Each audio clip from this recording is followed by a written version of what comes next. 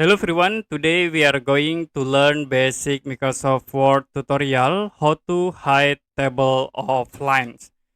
So as example, I will create tables. You can go to insert and I will use these table tools.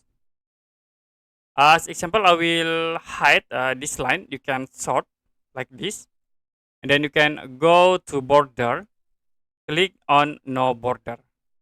After it, you can go back to border and then use the outside border. So it will be automatically hide the center lines. I will sort again at this point. You can go to border, click on no border, and then you can use again for the outside border.